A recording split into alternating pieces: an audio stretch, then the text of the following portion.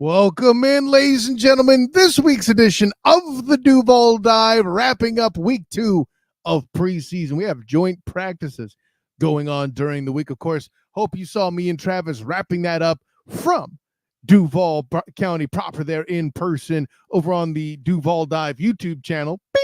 So make sure you check that out. Of course, I'm Kyle Nash, the student of the game. And listen, doing it again. I'm not going to bring the world along without my personal champion to help in guiding you Duval devout out there, talking about the Jacksonville Jaguars. And of course, I'm talking about Big Cat Countries and Travis D. Holmes. What's going on, my man? Good evening. Good evening. Happy Sunday to Duval County. How y'all doing today, man? I think this is Victory Sunday. Yeah. Let's go with that.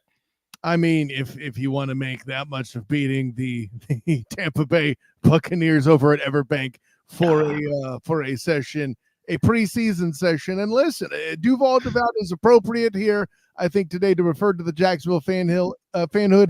It is Sunday. It is the holy day. Football is being played, albeit in preseason fashion. We're all better for it.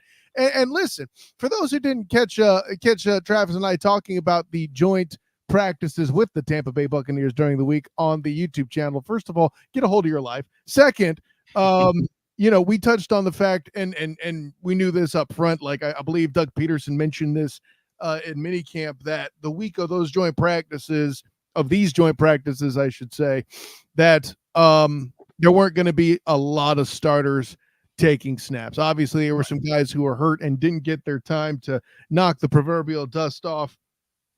The Ezra Clevelands, other guys like that were dealing with getting nicked up. Anton Harrison's a big who was dealing with concussion stuff, all of that.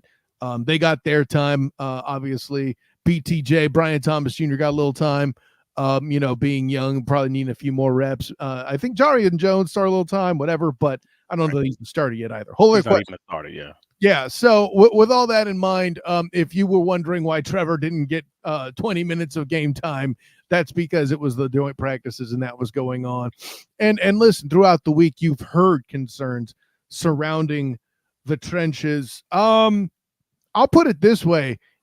Throughout the joint practices, watching the preseason game proper as it was, there's certainly still a lot of conversation about the trenches. I'm sure Travis and I will get into that. But listen, let me get into the defense a little bit, because I dropped, as I do when these things happen on Jaguars on SI, my top performers. And I got to tell you, it was not, I put some defensive players in honorable mention, Travis, but I don't know that I had a top performer in this particular scenario. And the reason why it was hard for me, for those that are wondering, Kyle Trask and John Wolford are not it. I'm glad we're not, covering Tampa, because beyond Baker Mayfield, that is some challenging quarterback play. That's what I'll say. That's fair. And then that's what made it very difficult for me, even in evaluating when I did my write-up on Big Cat Country about the matchup. Offense was easy. Special teams was easy. Actually, offense was more challenging just because there was multiple players to choose from. But defense was harder because I ended up going with Chad Muma. And after the fact, I'm like, well, PFF says Trey Flowers. You could even argue, Muma, because he had the big hit. But overall, even having 5 targets on the receivers you're covering doesn't mean much when your targets are, oh boy, they're hot garbage, and I'm just gonna call it a spade. Like, and that's the unfortunate part about it, is Trey had a good game, but also these weren't the best targets for his receivers. Right. And no disrespect to Trey, like, we're not saying he's not a good player, but really, when we talk about the quarterback struggling that we mentioned earlier, of course PFF has a DB as the top performer. My question is, how much was the actual coverage the reason for the disconnections? And keep in mind, another thing I held against this defense, Travis, and correct me if you don't agree with this approach, that's fine. You had no turnovers against this group. Not exactly something I was stoked about, I got to tell you. Well, no turnovers I'm okay with because there weren't many turnovers initially. Well, at least on the Jaguar side, let me say it that way. On the day one of joint practices, there were no turnovers from any of the quarterbacks. So I'm thinking, all right, cool. So they're getting acclimated to each other, and then all the turnovers took place on day two of joint practices when they started doing a little bit more red zone and things of that nature. So again, these teams had basically 3 days of getting acclimated to each other, figuring out what they do best, what to be nervous about, maybe why I should be a little bit cautious in my coverage of BTJ because he's going to run by me. I now understand what I'm dealing with, these kinds of things. So I get it in that way. Maybe the defense didn't get the turnovers because these quarterbacks weren't making these risky throws. However, at the end of the day, to your point, these weren't the most accurate throws. So maybe we should have gotten one of those, one of those flicked throws into an interception like Hamlet got on Thursday in training camp. He ended up getting 2 picks off of Kyle Trask. But at the end of the day, you can't talk about the throws that didn't happen, the picks that didn't happen. The defense did play well. Again, they had an 18% third down conversion rate. 3 sacks. Lord, it was a day. It was a Three pretty day. sacks with 2 in the fourth quarter. Let's keep that in perspective. Hey man, you can only play who you play. Like I don't know what to tell you. Like that is Listen, what it is. You can only gauge the tape based on what it is. if you give me that talk during the regular season, I'll let it slide. But when you're down, like, you know, when you got the true future gas station service workers here down on the depth chart, that matters. I'm throwing that out there. But Dang, I mean, I would have said insurance salesman, but like, I mean, and I'm not saying that to say that these players are bad. Let's keep in mind, I got you. final cut down day is coming on August 27th, and some people just ain't gonna have a job on these rosters. That's just the facts of the case. I mean, it's fair. No, at the end of the day, it is fair. But again, the Jaguars, they didn't give up any points after 2 minutes left in the second quarter. Mhm. They again, we already talked about the 3 sacks, 5 3 and outs, and again, 2 of those were in the first half. Like they didn't let the Buccaneers offense breathe. And again, the offense wasn't the greatest, but I can't judge that. What did the defense do their job? Yes, in all areas but stopping the run. And we should talk about that because that was suspect, we'll say. That was one of my biggest lingering questions is will this defense still be able to stop the run? And I'm not talking about the unit. Now we're talking about the players who are going to be able to contribute. Your War Robertson Harris, your Mason Smiths, your Jordan Jefferson, and start digging into those individual player performances and finding out the guys who are going to contribute to stopping the run. Are they able to do that? Did they show that on film in this game? And actually, for 2 of those guys, I'd say they had pretty solid outings. Mason Smith and Jordan Jefferson, I think, did have really solid outings overall, with 1 or 2 plays here and there. Right, and then you mentioned Jefferson seeing his first action because he was battling a light injury throughout the first week in Correct. first year of camp, and both of them you're hoping to see things from as rookies so they can go in and help contribute and load manage Eric Armstead, who obviously did not play in this game just this week, released from the, or actually I should say technically it's last week I suppose, but this, yeah, you get it. Yeah, I got you. I got you. Yes, he No, was released from the PUP, but he's still going through his acclimation period, so he'll be practicing next week or this coming week. and listen, I can speak personally to how excited he's got to be to get back. I mean, obviously anybody who's been hurt wants to get back on the field, but I asked Eric Armstead that Wednesday after he had been taken off of the pup about what his favorite advice was that he's given to people there in the Jaguars staff since coming from the Niners, right? The Jags would be the only other team he's played for after, what is it, 9 years? He's going into year 10, I think it is. Yeah.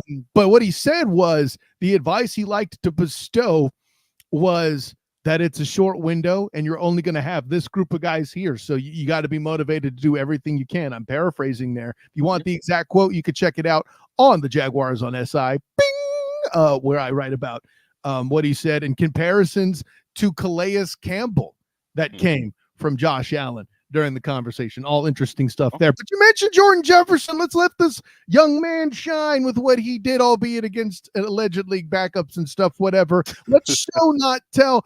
We're going to light up the tape here in a minute. Tell me what you see that you enjoyed from Jordan Jefferson. He held his own against double teams in the second quarter and in the third quarter. I mean, he did it pretty religiously. Here he splits the double team, gets off the second guy, makes the tackle, and I'm like, yo, this is an amazing rep for him. Like, and he had a few reps like this or very similar to this, but maybe didn't break in the tackle, but he shedded the guy, got him off of him, still keeping the linebackers clean. Like, this is a great rep for him. And also Mason Smith on the left of him. He does a great job controlling the line of scrimmage, has the tackle the guard going back. He just needs to disengage right there. Just get him off of you on that right arm and maybe get involved in the play. But overall, the interior D line for both of those two gentlemen did very well on that play. So Yeah. I mean, I have nothing bad to say about that. I some folks privately complained to me that they had some issues on his pursuit angles, mainly on that longer run, that the cutback for the Tampa Bay running back. And I actually rewatched that a few times. It wasn't even the cutback was not on him; it was on the other defensive tackle, who got washed down by a double team. He actually just was trying to pursue. It is what it is. He's a bigger guy. Like, come on, man. So I have nothing bad to say about his performance. I think he's going to be a great addition to this team and great helping us to try to stop the run. Yeah, I mean, a rookie taking a bad angle is the kind of thing you're going to see earlier in their play. I'm not Right. necessarily panicked about that. But to your point, my favorite thing is you could tell the guard that was part of the initial double team on Jordan Jefferson there in that clip thought the job was done. And you Yeah. see him look back realizing like, uh-oh. And here he comes. He grabbed him by the neck right here, yanked him down, and it was a wrap. Luke Fortner knows all about that. That actually happened on Luke last week against Kansas City in the double team. I'm sorry it happened. I literally the same play, but My it favorite was a thing great about play on you Jefferson. My favorite thing about you on Luke Fortner, Travis C. Holmes, is you have no problem like just lighting him up in that comment. But by the same token, hey, top backup center in the league according to BFF. Who's my buyer? Brother, Woo! I'm never going to be too high or too low. I don't care what the fans do. They're the roller coaster. I'm just going to tell you what the film is showing. Even when everyone was going crazy about Luke last week, I'm the one person that came out and said I don't think he played badly. He had one or two bad plays. I think he played well overall. This week, you don't hear me saying that, Oh, he but was that camp. correct. I'm getting that. Yeah, But at no. the end of the day, I'm only going to tell you what the film says. I'm not worried about emotions. See, but I'm pointing out this duality because it's fun to observe, and I'm making sure people are following Travis C. Holmes on Twitter and all the socials. Bing! That's what friends do, champion. Anyway, anyway. What were other elements about the defense that you enjoy? Because, like I said, to me, I was kind of like, meh. Tell me what it is I should be more hyped about. Help me there. Well, for me, again, just to your point, I'm a DB guy, so I want to lean in on the DBs. And when I couldn't, that tells you everything you need to know. Yeah. Again, to your original point, the quarterback play wasn't the greatest, so it is what it is. It was hard to then give attention or give extra attention to the DBs. So then what else can I best do? Well, what can we always argue about? What can we always talk about? O-line play and D-line play. So I went and watched the game 3 times, and in that time, I really slowed it down and rewound plays multiple times to take a look at the specific O lineman who can impact our 2024 season. So we're talking Blake Hance, we're talking Ezra Cleveland, we're talking Anton Harrison snaps, Walker Little. These guys who, if someone gets injured, hey, how did they do? And across the board, you got some guys that did well. You got some guys that did bad. Like, and I'm not going to go one by one, but you can go to Travis D. Holmes on Twitter, take a look at it. I literally have a thread on the post talking about each individual guy's performance. But overall, Walker Little, damn good game. Both run game and pass game. Cooper Hodges honestly had an up and down game. And a lot of people were talking about a lot of his worst plays. And unfortunately, it stinks for him that his worst two plays in the game both came in the 2-minute drill right before halftime. If he Mhm. doesn't have those two rough plays, he probably has an average to an above average game, and that stinks. Well, and I'll add that to this too. You mentioned that 2-minute drill involving Mac Jones, and we could talk more about Mac Jones and people thinking Yes, when Lord. or he shouldn't have been a starter or not, or whenever that's happening. But with all that being said, if Elijah Cooks makes that catch in the first edition of the 2-minute drill, Yes. we're not having this conversation. Elijah Cooks having easily probably the roughest week I've seen, and letting other guys kind of creep into that 6 wide receiver spot potentially ahead of him. I don't know that it's going to happen, but the door is Yeah. further open than it's been in this, and I would say even last year's camp, right? Mm. So, Yeah. the 2-minute drill, though, such that it was executed by Mac Jones, we have to talk about that a little bit because he had the That's fair. opportunity to put the team within field goal range. I mentioned that earlier. Elijah Cooks drops the pass. Then he Yeah. gets the ball back thanks to the defense doing their job, as you put it. 35 seconds, goes 49 yards with a shot for a touchdown that, they frankly don't get, but he wisely lives to fight another day, throws Yeah. the ball out of bounds. Cam Little does the job. Similarly, in week one, CJ, I threw everything short. Bethard had the opportunity to move the ball after an excellent return by Tank Bigsby and Yeah. utterly fails. But other people want to tell me not so fast, my friend, about whether or not Mac Jones is starting. Right? Travis D. Holmes on Twitter. I told you. Yes, Travis D. Holmes on Twitter at the halftime mark says, I would just like to see what CJ does before saying that the quarterback competition is over. And before that, and after the 2 minute drive was over, I literally had to say, I'm sorry, y'all, I was wrong. But you know what? That's who you want to talk to. You want to listen to the guys who are not going to just dig in and just tell you that this is what I believe and this is what no. My opinion changed within 2 minutes Mhm. simply because I saw a throw that I'm like, oh, okay, no, this is a wrap.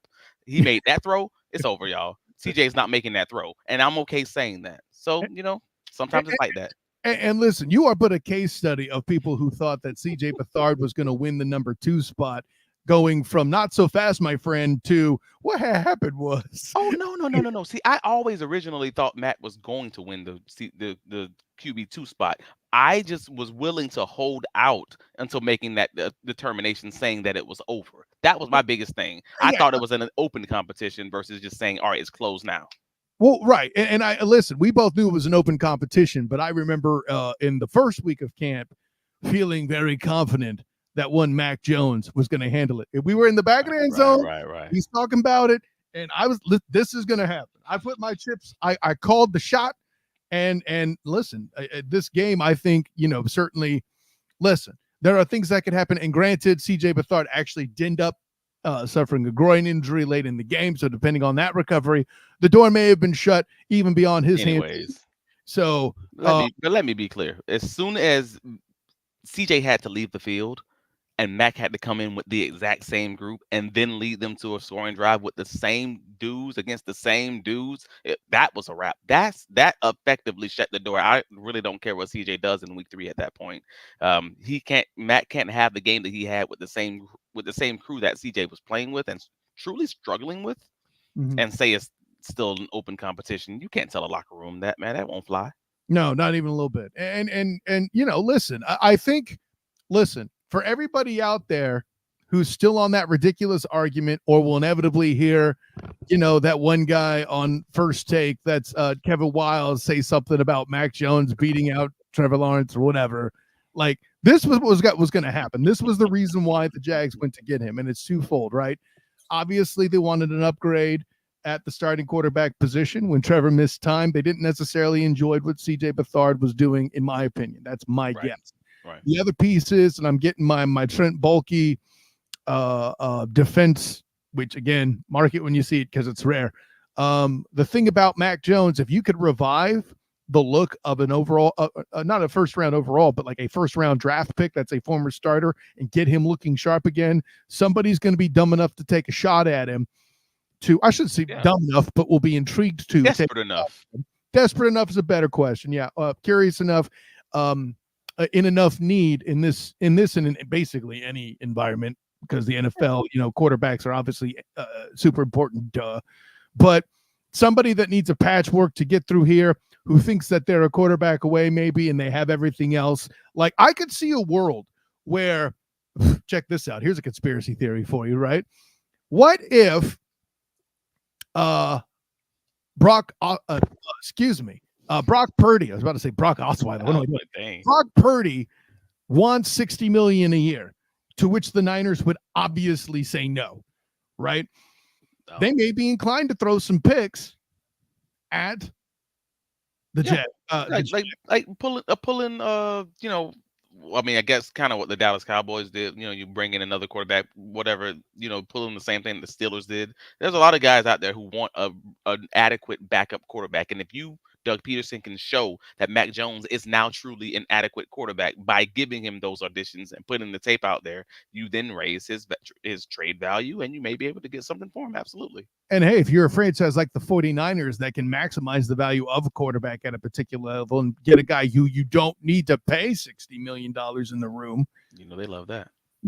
I mean, love it. Listen, Yeah. people can criticize the Trey Lance pick and trade all they want. At the end of the day, what they did to get to the Super Bowl and a conference championship the year previous is just unparalleled. All right. We love your love affair with the 49ers, but this is Duval down. Let's talk about Duval, baby. And that's how taking it full circle, Trent Baalke would finagle picks away from John Lynch and the Jags. That's what I'm saying. I got you, bro. I'm just giving you a hard time. I know you love your team, no, and I love mine. You had to get me back for talking crap on the Mac Jones. Yes. But in wrapping up the O-line, like Ezra Cleveland, he had a good first quarter. He had a clean game overall. Like, I mean, he, for the most part, if he didn't stumble in two of his pass sets where he actually had the guy engaged, he probably would have had a clean sheet in both the run and the pass game. And Anton Harrison is the freaking he's a juggernaut from X-Men. He's running through walls. He's knocking dudes over. He's getting bonus points on this level simply because he can. He's starting right tackle that's playing against backups, and it looks like he's playing against children. The man's out there doing his thing. Maybe it was an opportunity for a food take. You know what? Let's show don't tell. Anton Harrison crushing dudes. Travis, tell the people what you liked when you see it.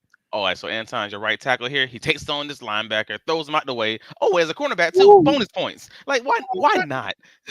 It's like, it's so pretty, Travis. It is so nice. And but look at BTJ, number 7, getting his face in there. Like he is in. Tank bounces off of him and gets the first down. So tip of the cap to Mr. Tank Bigsby for fighting through it, even with bouncing off everything else. Again, the man had literally every single one of his yards in the game after contact. So that's saying that the blocking wasn't always necessarily great, because again, you still have some backup guys in there who may have been struggling with their blocks, whether that be Tyler Shatley, whether that be Blake Hance. There was just a few guys who religiously would, if it's not all of them at the same time, there's one of the guys who would just blow a block and it will make it very difficult on Tank, and he still found ways to get yardage out of that. So if you see Tank Bigsby's final box line and say that's not that impressive, why is everybody going crazy? Stop box watch. Stop box watching first off, and watch the tape. Yeah, that's what get national guys in trouble. Yeah, and watch the tape, and you will see a guy who was out there putting the team on his shoulders and balling out of control. But again, you take the good that you can. The guys who are going to contribute in 2024 for the Jaguars, sans any injuries, are the guys who seem to play really, really dang well. That's my takeaway. Hey, listen, the one thing you're leaving off the box sheet with Tank that we can't gloss over: 0 turnovers. 0 turnovers for the squad. Like, and I get, well, they should be doing that. Well, they did it. Okay, there you go. Not something we always see from this crew from Duval. And hey, let me be clear. If anybody should be dropping a not so fast, my friend, it should be Tank Bigsby on me for all the criticism I've given him this offseason. I am more than happy to be humbled and humiliated for how wrong I seem to have become for a guy that's developing very nicely. He is the first offensive player. Well, no, not fair. Parker Washington is the first one. He got a touchdown in the game, which was probably the most predictable occurrence of the game. But all the quarterbacks love PW, baby. Yeah, it's a fact. And then Tank Bigsby, again, being an impact in the past 2 games, in the first one in more than one phase, him returning kicks, him holding on to the ball while doing so, does have me a little bit excited. Just call it what it is. This whole preseason is just the Trent Baalke revenge games. Like, this is what this is. This is just that's it. This is Trent draft and develop Baalke showing off on y'all, telling y'all to learn ball. He told you at the end of the season we need to be a draft and develop team, and they turn around in this draft class that we were just complaining about all of a sudden just look like these guys just look different. Hey man, I've been the one clowning you all. I didn't respect your game. I'm not willing to say I'm sorry just yet, but I'm getting there. Well, let's just put it this way: the lack of guard play is the scariest thing amongst the starters. And before we start throwing parties for Trent in Baalke, see what I did there. Let's tell him. Let's acknowledge what he did get right. But I would remind the panel of you and me, obviously, that you can make a good pick that isn't the right pick. And perhaps all along, my friend Jamal St. Cyr was correct that Fuaga should have been higher up on his board than he was. That's Just throwing fair. that out there. That's also fair. Like again, both things can be true. It can be he did well in these other areas, and also he should have still allocated those resources to this area that's not necessarily doing as well, or that we still have questions on. Well, and we got a little bit more time here. I want to throw some shine on a guy that we haven't talked about a lot. I mean, yeah, sure, Parker Washington got the touchdown to open up scoring for the contest. He just got behind everybody. It wasn't necessarily impressive. But to see Brevin Easton in the room get his touchdown, it was impressive to me. I mean, I'm sorry. Parker Washington's route was impressive to me, not because of anything Parker did, but because of Mac Jones looking off the safety. That was good for me. And he put the ball over the linebacker. That's Tampa 2 defense. You could underthrow that, allow the linebacker to make a play. So that was dope. But to your original point, Brevin Easton, yes. That man give that man his shine, and that was a great route, great catch. But yeah, let's show don't tell. Travis, tell the people. Last year, I mean, like that was the mindset, and so to see the guys in my class get paid is always encouraging. There we go, touchdown here. You want to call that? There you go. Shout out to Brevin, man. Good job. Yes, Lord. Slot fade, the Christian Kirk special. Yes. Well, actually, technically, that's the Calvin Ridley special from the Buffalo game last year. Well. I'm sorry, but it's really, we know that route. We knew when they draw that route up who they drew it up for. They drew it up for Christian Kirk and nobody else. Slot fade, put it in there, way to catch the ball. Yeah, it was a great route and it was a great throw. And again, that was what put the dagger in the quarterback competition for me personally, because again, Mac did that with the backup unit that had gotten 3 sacks in less than a quarter against CJ Beathard. So hey, good job, Mac. Good job, Brevin. Clearly wasn't an underthrown ball either. I went there, Travis. I went there. Oh, man, listen. Dang. We've had enough fun. We've had enough silly. It's time to get ready for week 3. Travis Holmes, tell the world. Well, you can find me on all the socials, Travis D. Holmes. Getting ready for week 3 when we start watching film. Take a look. I'll be having threads talking about everything that I'm looking at. Maybe if we can find some time throughout this week, maybe even do some lives, and we'll figure that out.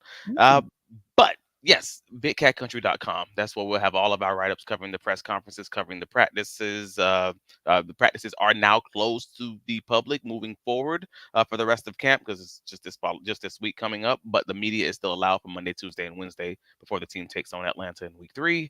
And for the most part, yeah, just follow me on the socials, Travis D. Holmes and BigCatCountry.com. Save them as your favorites. Come on, man. Where can you be found, sir? Yes, as the Jags head to Fulton County to do battle with the Falcons there in Atlanta. Of course, I'm Kyle Nash, student of the game. You can find me on Twitter, Threads, and Instagram at the SOTG. Find me on Facebook as a student of the game. Check out my writings with the Black and Gold Banneret, Jaguars on SI, and a little action during the basketball season on the 3-point conversion. So check that out as well.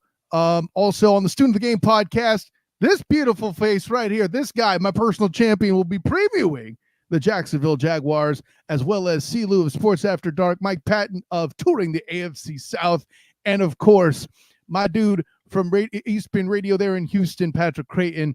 It's going to be an excellent lineup. Make sure you check that out starting 9 p.m. Eastern Wednesday on that. And of course, we'll still be back on Sunday at 8 one last time to bring you the final preseason game. And of course, the Night Shift podcast will drop on Tuesday. So if you're looking for all things UCF here that are going on in the fall, check that out as well. So for my good friend, Travis D. Holmes, I am Kyle Nash, student game. And until next time, everyone, class dismissed.